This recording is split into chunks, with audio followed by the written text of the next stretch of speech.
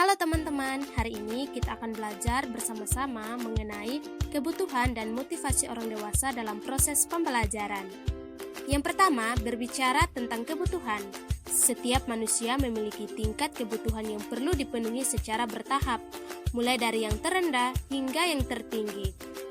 Tingkat kebutuhan ini dikemukakan oleh Abraham Maslow dalam susunan piramida yang kemudian dikenal dengan piramida Maslow. Untuk itu, yuk kita simak bersama-sama. Yang pertama, kebutuhan fisiologis. Kebutuhan fisiologis ditempatkan pada posisi paling bawah. Hal ini menunjukkan bahwa kebutuhan fisiologis merupakan kebutuhan pada tingkatan terendah. Kebutuhan fisiologis berkaitan dengan kebutuhan fisik seperti pangan, sandang, papan, upah, dan perawatan kesehatan.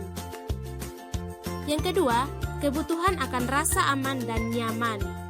Kebutuhan ini meliputi rasa aman dari ancaman, tidak ada kriminal, perang, terorisme, penyakit, ketakutan, dan kecemasan. Yang ketiga, kebutuhan akan kasih sayang. Kebutuhan ini akan muncul setelah kebutuhan akan rasa aman dan nyaman terpenuhi. Kebutuhan akan kasih sayang ini mencakup cinta, rasa sayang, serta rasa untuk memiliki dan dimiliki yang diwujudkan melalui hubungan pertemanan, persahabatan, dan kekeluargaan. Yang keempat, kebutuhan akan penghargaan. Kebutuhan ini berkaitan dengan ego setiap individu yang berkeinginan untuk mencapai prestasi dan gengsi. Kebutuhan akan penghargaan atau untuk dihargai dikategorikan menjadi dua, yaitu kebutuhan yang lebih rendah dan juga kebutuhan yang lebih tinggi. Kebutuhan yang lebih rendah diwujudkan dalam bentuk perhatian, menghormati orang lain, reputasi, apresiasi, dan status. Sedangkan kebutuhan yang lebih tinggi meliputi harga diri, kompetensi, prestasi, kemandirian, kebebasan, dan keyakinan. Yang kelima, kebutuhan akan aktualisasi diri. Dalam piramida Maslow, penempatan kebutuhan aktualisasi diri di posisi teratas tentu bukan tanpa alasan. Kebutuhan ini menjadi hasrat yang memicu setiap individu untuk menggali potensi dalam dirinya dan mengembangkan semaksimal mungkin, sehingga mampu menjadi diri sendiri sesuai dengan kemampuannya. Adapun konsep pemenuhan kebutuhan. Yang pertama, tidak ada manusia yang mampu dan pernah mencapai seluruh keinginan dan kebutuhan secara tuntas. Karenanya, manusia itu tidak pernah puas secara mutlak. Yang kedua, keadaan seimbang yang dialami seseorang dalam hidupnya hanya bersifat sementara, lalu timbul lagi keinginan dan kebutuhan lainnya.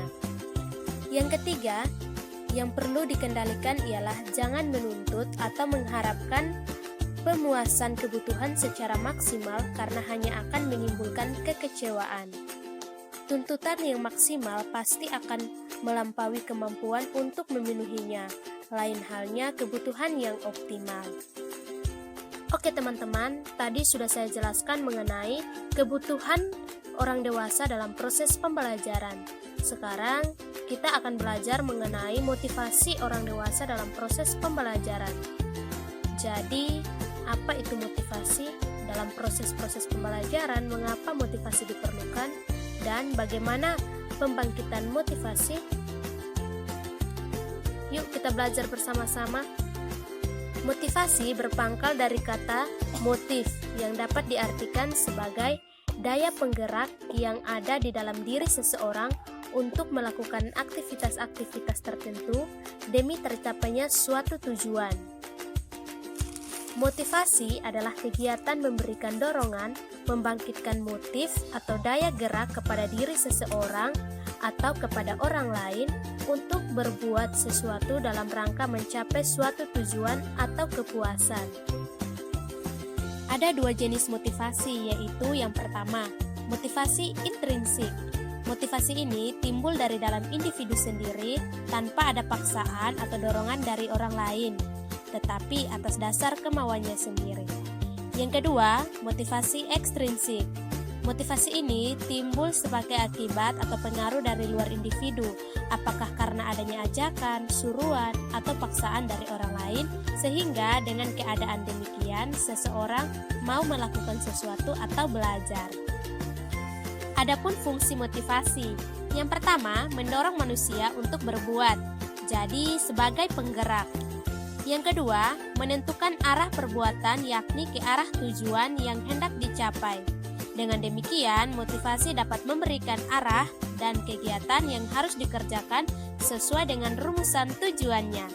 Yang ketiga, menyeleksi perbuatan, yakni menentukan perbuatan-perbuatan yang harus dikerjakan yang serasi guna mencapai tujuan dengan menyisihkan perbuatan-perbuatan yang tidak bermanfaat bagi tujuan tersebut. Baik teman-teman, ada beberapa strategi dalam menumbuhkan motivasi. Yang pertama, menjelaskan tujuan belajar. Yang kedua, pemberian hadiah. Yang ketiga, saingan atau kompetisi, ujian, serta hukuman. Yang keempat, membangkitkan dorongan kepada peserta didik untuk belajar. Yang kelima, membentuk kebiasaan belajar yang baik. Yang keenam, membantu kesulitan belajar peserta didik baik secara individual maupun secara kelompok. Yang ketujuh, menggunakan metode yang bervariasi dalam proses pembelajaran. Yang kedelapan, menggunakan media yang baik serta harus sesuai dengan tujuan pembelajaran. Oke teman-teman, sekian dari presentasi saya mengenai kebutuhan dan motivasi orang dewasa dalam proses pembelajaran. Semoga boleh bermanfaat bagi kita semua.